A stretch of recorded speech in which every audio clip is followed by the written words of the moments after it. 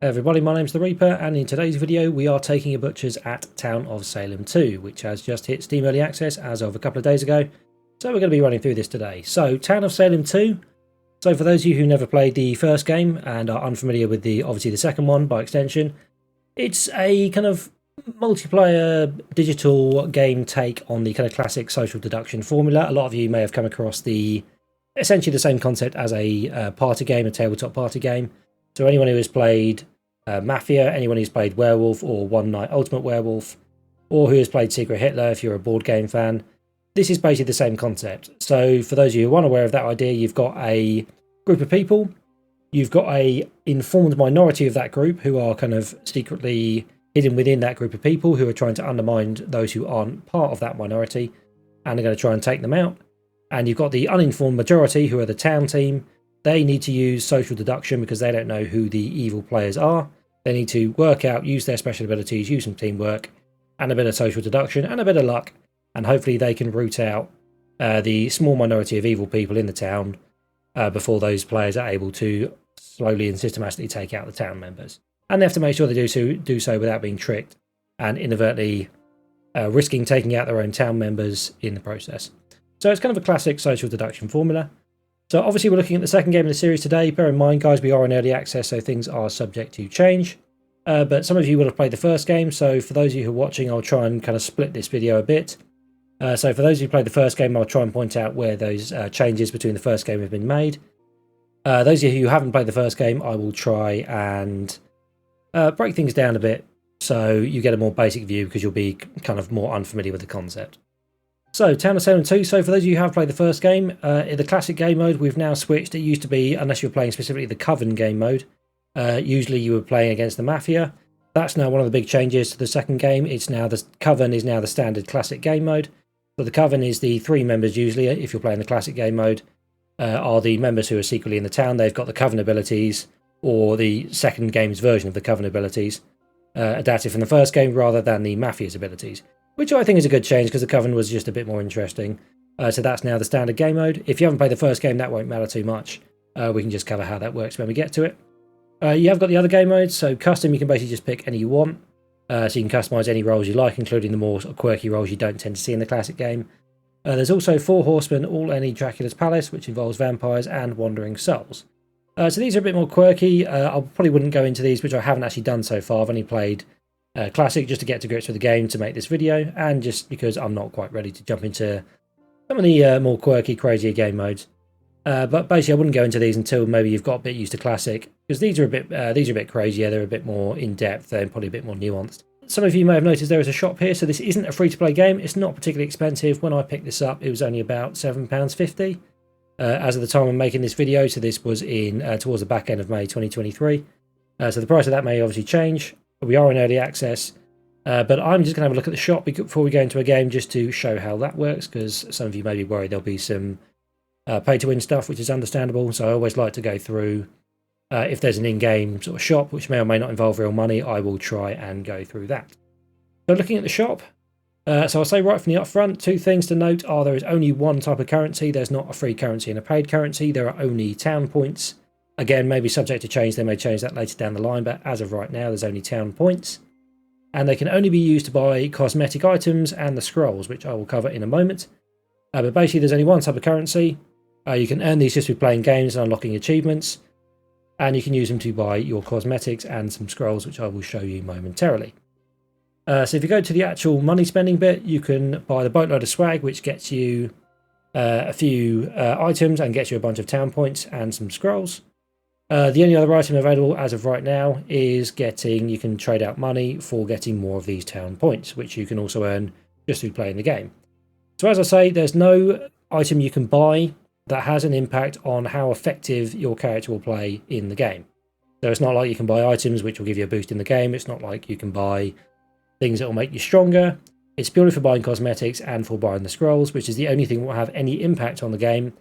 However, scrolls, all they can do, they are dirt cheap. Even if you haven't paid any real money, they're not exactly difficult to get hold of. I've got 1,970 for playing the game for a few hours without having to spend any real money whatsoever. So buying 5 to get a scroll isn't exactly expensive. And the only impact these will have on the game is that they will make you either more likely or less likely to have certain roles. So the only thing you can pay these town points on, which you can buy with real money, that will have an impact on the game, is the scrolls, which will affect how likely you are or unlikely you are to get certain roles. But once you're actually in the game and your role's been chosen, they will have absolutely no impact within that game itself. This is a few particular roles you like playing or a few particular roles you hate. You can just kind of nudge the odds in your favour, so it's less likely someone's going to leave because they've got a role they hate. So in this case, there's all the different roles you can play. So you can decide to buy some scrolls to impact how likely you are to get a role. So if you buy a blessed scroll, it will increase the likelihood of you being picked for a certain role. If you buy a cursed scroll, it will reduce the likelihood of you being picked for that role. If there's a role you hate, you can buy a cursed scroll. If there's a role you like, you can buy a blessed scroll. So I'm just going to show you that now, just to demonstrate that. So cleric can be kind of fun. That's a town protective role, so I'm going to buy that for 5 town points. Just buy that straight off. That cost me that 5. And that's I'll go to the personalised section and update that in a minute.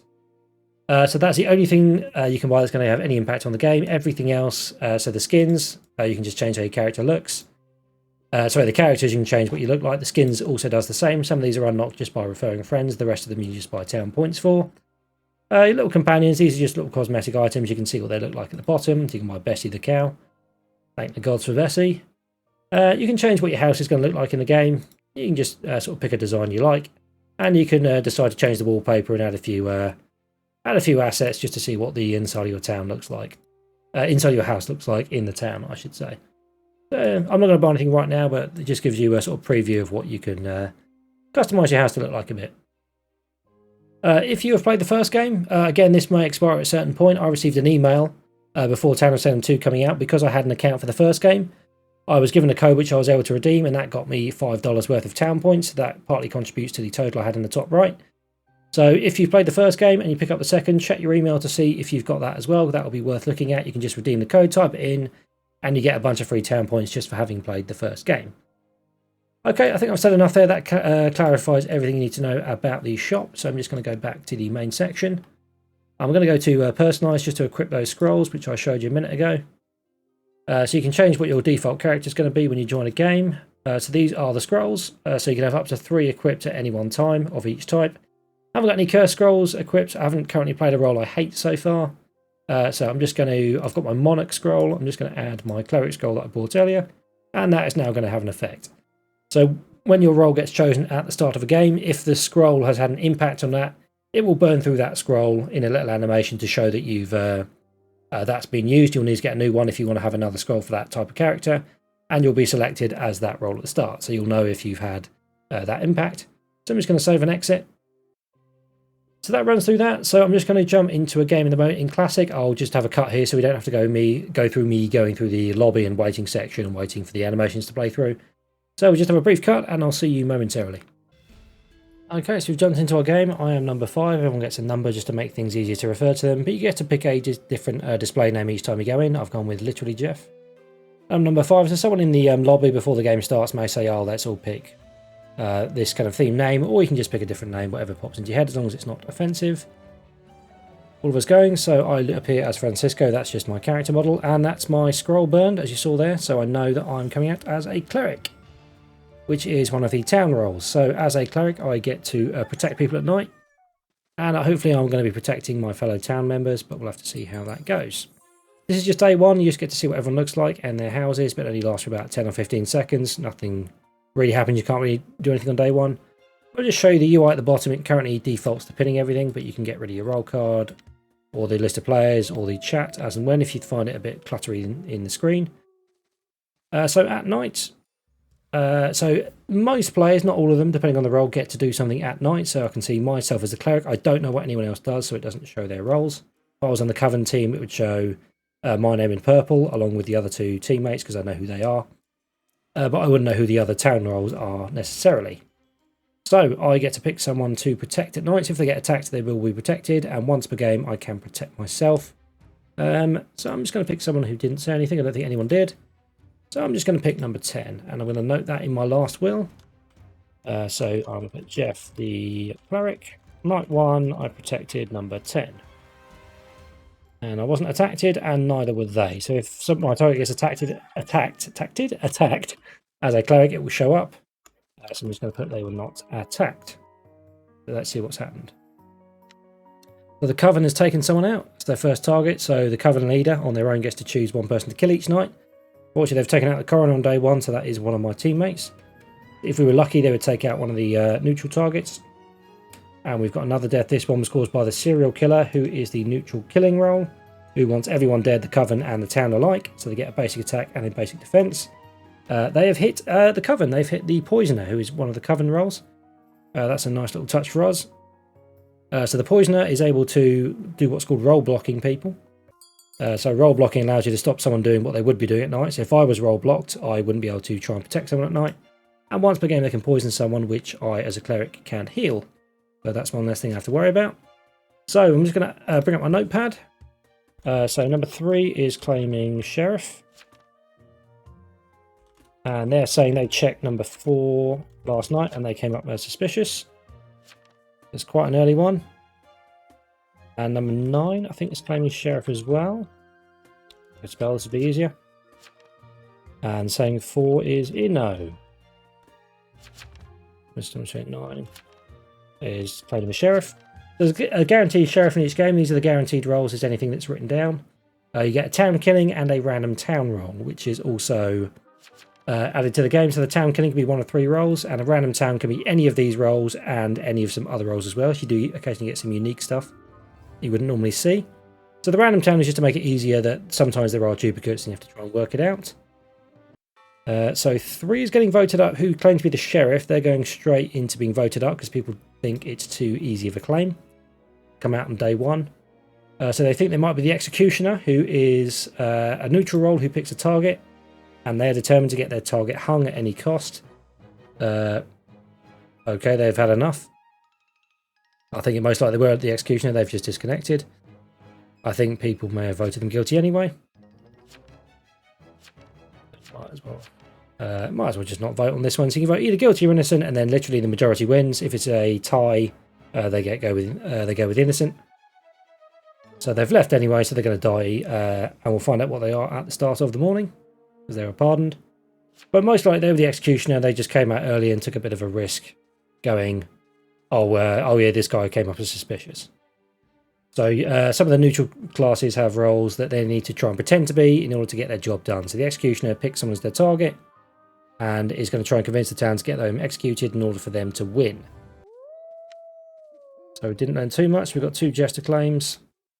So 3 is almost certainly going to be fine. So 9 probably is a Sheriff. I'm just going to double check if they actually said in the chat if they claim to be Sheriff or not. So I said 9 Sheriff. Yeah, they said Sheriff. So 9 is going to be the Sheriff. No one has CC'd that, which is called counterclaiming. So basically, if someone says, oh, I know I'm the Sheriff, that's a CC, or counterclaim, if you're wondering what that means in the chat. Seeing as they probably are the Sheriff, I'm going to try and protect 9, because 9's probably going to be a bit of a target. So I'm going to go to my last will. I'm protecting number 9. And if anyone dies, their last will becomes visible to anyone. These guys didn't have last wills, just because they died on night 1. They didn't have anything to write. My target was attacked, so that played out rather well. So I've got someone who probably was the Sheriff because no one counterclaimed, and there has to be at least 1 Sheriff. And I managed to protect them. Yeah, so the guy who left was the Executioner. They just went for a high-risk play, and then no one was buying it. So we managed to sort that out, and I can safely say number 9 is going to be the Sheriff. Good, it's nice when you do your role and you manage to protect someone. So if I die, I can see, or my fellow townies can see what happened there. The Coven did manage to take down the Tavern Keeper, who's another role. That's another role blocker. But that's a town-based role blocker, so they can stop someone doing something each night. So they could block, say, for example, the Coven leader from killing someone. So sometimes you find if no one dies one night, it's possible that the role blocker managed to hit the right person, which will draw suspicion on themselves. And the Admirer. That's a random town role. I haven't seen that before. I need to add that to the notes that the random town is the Admirer. And we know they have to be the random town because they are not on the list of regular the regular roles that could crop up, so they have to be the random town. So anyone else claiming to be a duplicate role, one of them has to be lying. Let's see the town killing. I'm just going to let Dwarf know.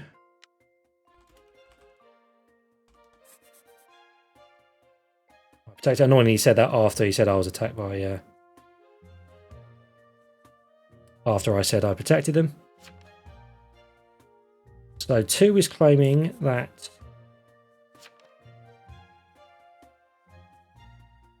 2 is claiming that 11 is guilty. We're trying to work out why. Number 12 is left, but they were the... they've already died, so that's fine. It's possible that these guys pretending to be not very good at this to get hung as the Jester. The Jester's another neutral role. They're trying to get themselves hung. And if they succeed in doing so, they're also allowed to kill any one player that didn't vote innocent on them. So 2's claiming to be the investigator. Let's see if there's any counterclaim, because there has to be at least one. No one seems to be CCing, so we're going to put 11 up and see what they say in their defence. We don't have to vote them guilty. They got one. Still got the serial killer out there. Need to make a note that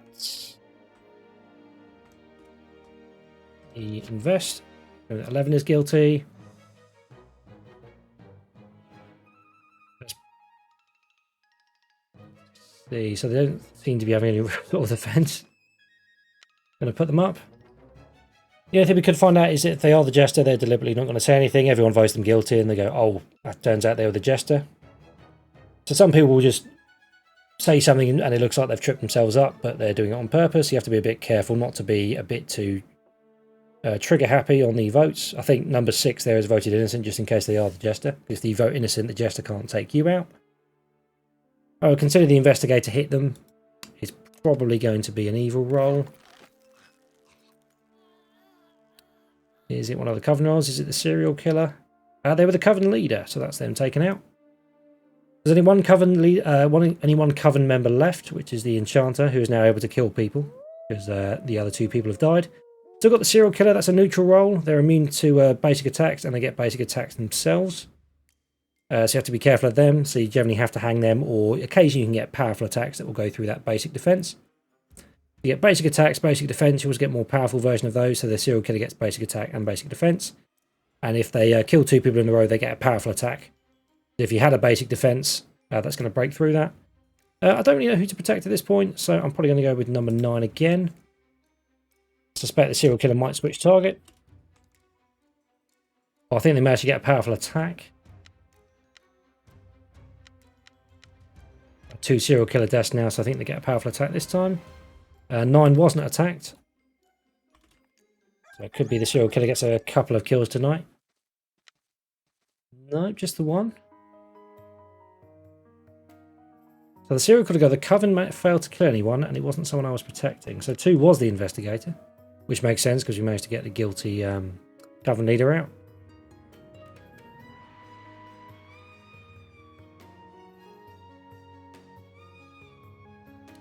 Which it doesn't look like we've got any new information. Oh, they got killed by the Coven as well. They hit the same target, which helps us.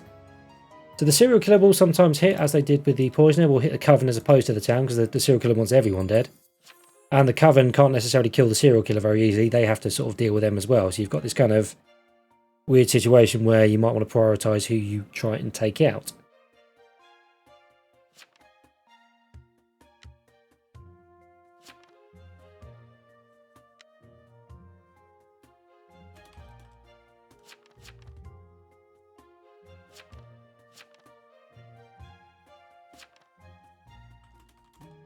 I think someone's CCing here. I think I missed something.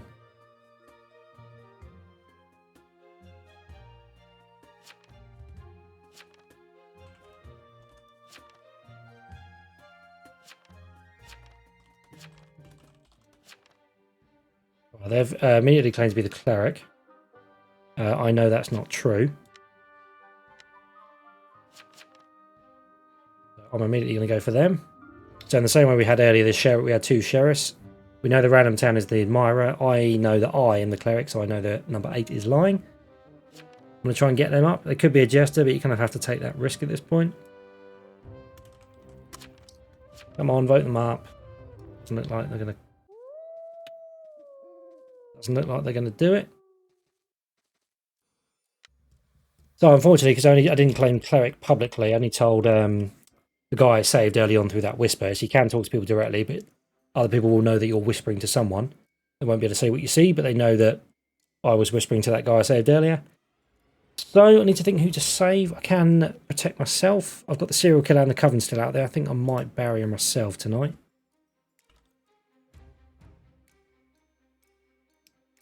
It's possible, for example, if the serial killer wants to get the coven killed, they're going to take out 8 and vice versa. They might try and take me out to draw suspicion on 8. So if the serial killer, say, a 15. I didn't get attacked this time. Unfortunately, I've now burned through my self-protection. It's a little bit of a juggling act. That means at least one person got taken out. 2 people got taken out. That's not too good. Oh, the mayor got taken out. That's a shame. So the mayor can choose to reveal themselves during the day. That's the only thing they can do. But once they've done it, they get 3 votes instead of 1. So once they get in, they can get a bit of a powerful effect. Once they've revealed, they cannot be protected.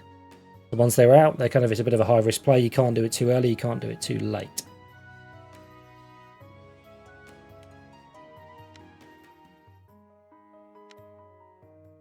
So I know the sheriff is going to back me up. I'm hoping the sheriff checked out 8 tonight. That would be good. Seer's down as well. Taken out by the coven. That's not good. We've still got a jester, a coven member, and a serial killer all running around. Ah, right. That can help us there. This will. We know this seer is good. The dead seers will, if we look at this, which is a good job they did it. So 2 and 8 are enemies.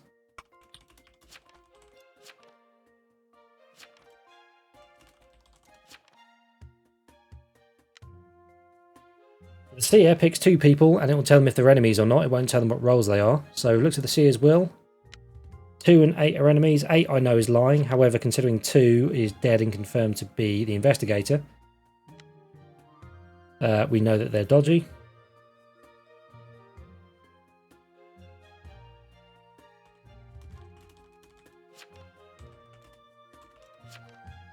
I'm hoping we don't hit the jester if we hit 8.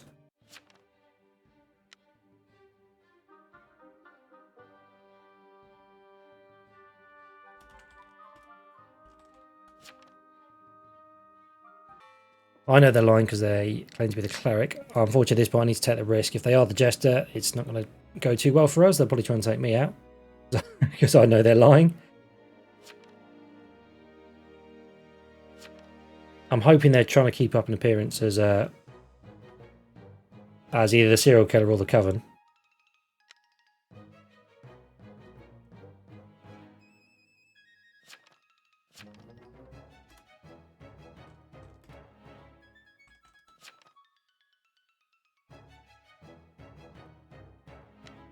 Guilty. Come on, we've got to pick someone. 3 to 1. I know they're evil. No, it's the jester. Oh no.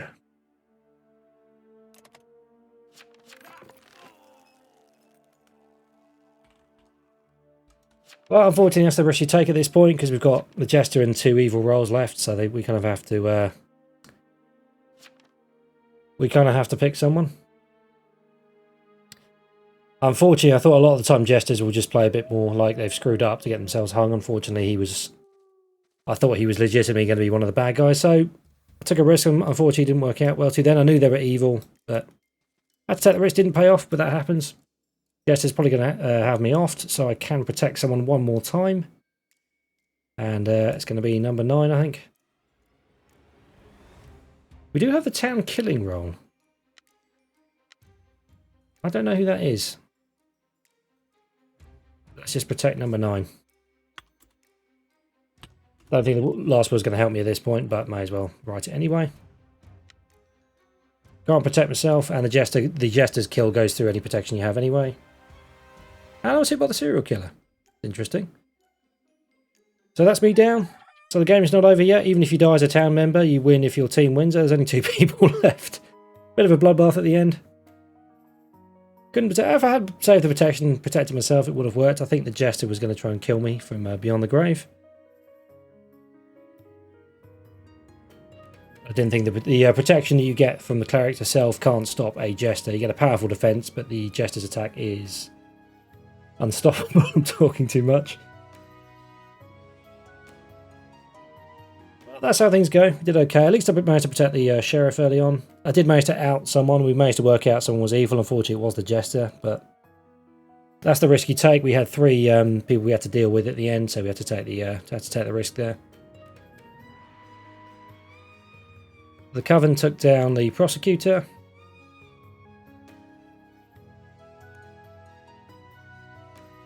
So the prosecutor, that's actually not going to be their role. That's going to be the enchanter can actually fake someone's will once per game and fake their role. So they've basically said, oh, it's the prosecutor. We can't be because the admirer died of a broken heart early on, and that's the random town. So we don't actually know what role 7 was. So the serial killer haunted the jester. So it looks like the coven unfortunately have won this game. So 15 is the last coven member, who's the enchanter, who did the will forging of the prosecutor. I tried to protect number 9, which I did, but unfortunately the serial killer took me out instead, and the coven took out number 7. So I failed to protect the right person. Got a bit unlucky there, to be fair. The serial killer took me out. The jester took out the serial killer, which obviously I'm not going to protect them anyway. And I was hoping they would go for the sheriff, and we'd have 3 people left standing. But doesn't work out that way, so we can just summarise the end. Number 9 is the sheriff. Number 15 is that enchanter, who's the last member. So there being only 1 person left from each team, the town and the coven, they can't vote either person off because only 2 of them left and they can't vote for themselves. So tonight we're going to see the coven take out the last person. Well, do save. That was a good game. I lasted till towards the end. Would have been nice if I got a bit luckier and the coven had decided to take out the sheriff at the end. I would have protected them and we would have 2 people who can vote off the last 1 person. And the jester decided at the end to take out the serial killer. So the serial killer actually nearly won. If the jester decided to take out someone else, the serial killer could have won. But unfortunately, in the end, it came down to a coven victory. But it was a fun game. It was a bit of a back and forth. A bit unlucky towards the end. Got a bit unlucky as well. I hit that jester, and as opposed to hitting the coven roll. I did push for that. We had to get someone voted up at that point. I think, to be fair, we couldn't afford not to vote someone. And the jester took out the serial killer anyway. So that's just how it goes. So that's basically we're just waiting out the inevitable now. We'll see a dead sheriff in the morning in the form of number 9, and the coven will take the victory. So as a town member, I am going down. So that is basically a bit of a summary of how a Town of Salem game goes. So just while we wait out the animations, I've said already what's going to happen. One thing I will say is I wish there was a bit more detail on exactly how certain nuances and mechanics work. You do get a fair amount of detail in how your role works. Some things I wish were a bit more obvious. So for example, if you're the investigator, it will say if there's blood or there's no blood. I don't exactly know what that means. The first time I played Investigator was earlier today, and I was like, does that mean they've killed someone? Does that just mean they're evil or not evil? Wasn't entirely sure. Or for example, if you're a sheriff, a jester will come as suspicious if you check them. That's not necessarily obvious to everyone. So I lost there as a town member. Coven wins, and the jester will also win independently because they're a neutral role. They got their objective sorted. But that was a good game. Okay, so I've just jumped back to the menu post-game just to talk a little bit about my actual kind of more critical feedback. So I spent most of that game explaining what was going on, explaining the mechanics for those of you just to get the familiarity. So now I want to talk a bit about my critical feedback. So I spoke a little bit about during the game when you look at classes such as the investigator or the sheriff if you're playing as the town. They just say stuff like your target has come up as suspicious, your target has blood on them if you're the investigator.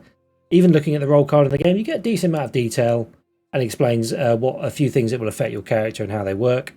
But it would be nice to, in the game setting somewhere, in the kind of encyclopedia section of all the roles, to have a more detailed breakdown of what exactly that means. So for example, if I'm playing the investigator and I go, oh, there's blood on your target, I don't know what that means exactly. It just says I can investigate a target at night. Does that mean it's anyone who has killed, anyone who's killed that night? Is it anyone who is evil? Could a town class appear to have blood on them due to a certain class they're playing? So does the cleric have blood on them if they protect someone? Does the town role affect who it appears may have blood on them if, say, the enchanter hits them? Stuff like that. It's just not immediately obvious, and it doesn't seem to be a place where you can find. I'd have to go to the sort of Discord or look on Reddit or the Steam forums for someone to explain to me how these things would work. It would just be nice if you've got a setting, which there is in the game settings option. There's a bit of an encyclopedia of all the roles. Just in that case, just to look for certain interactions or what will and won't show up in certain situations depending on what class you're playing. A slight nitpick, hopefully they'll add that kind of detailed view just so people don't have to resort to looking on kind of online forums or other places like that. In regards to the game balance, I don't think there's any major balance issues at the moment. There's probably a few things I would tweak here and there, but I'm still kind of, everyone's still kind of in the early access. The meta's going to be found at some point, and they're going to be making inevitable tweaks, which I think need to be made as and when people work out what's a bit too strong, what's a bit too weak, what doesn't quite work. But I think it's too early to call, but playing it, I don't think there's anything that stands out as a serious balance issue. The biggest issue I'd say with the game is not within the game itself. This is the same problem that these kind of games can have, and it's the same problem that the first Town of Salem had. So it's a case of the thing that can ruin a game is sometimes the people playing it. Sometimes at the start people leave just because they get a role they don't like. Some people just make honest mistakes. Sometimes it is a bit tricky keeping track of a whole game if your notes aren't very good. If you're a bit rushed, if you're a bit new, you make an honest mistake, you get someone killed. Some people just troll occasionally. And some people just will screw up and make a mistake because they're not paying attention, and it can be quite frustrating. So, to be fair, that is kind of a problem with all multiplayer games. It can have a particularly bad effect in a game like this. In, say, a first-person shooter, sometimes you can ignore someone who's not doing that well. In a game of Town of Salem, a vigilante who decides to randomly shoot and hit another town member and then get themselves hung can kind of throw a whole game. So, it is a bit of a problem. You do get it occasionally. It occasionally is going to mar your games. If it goes wrong, just quit, join a new game, and you should be okay. But that being the case, I think other than those just kind of very minor nitpicks, and occasionally you do get your game ruined, as with all multiplayer games, by someone who's not doing their job properly or just wants to wind everyone up. I think Town of Salem 2, like the first game, is a fun experience. It's a cheap game. The free-to-play model is a pretty generous one. I'd never felt that, looking at the shop, that there's anything that egregious that I felt I had needed to buy. The scrolls are dirt cheap. That's the only thing that has any impact on the game, as I said. So I think, if you're interested, it's only about $7.50 at the moment. If you play the first game, you can check your email for the free town points. And I think this is probably one that's worth picking up. So, thanks very much, guys. Please remember to like, comment, and subscribe. If you've got any questions, leave them down in the comments. Check out the channel for other videos like this, and I will see you next time.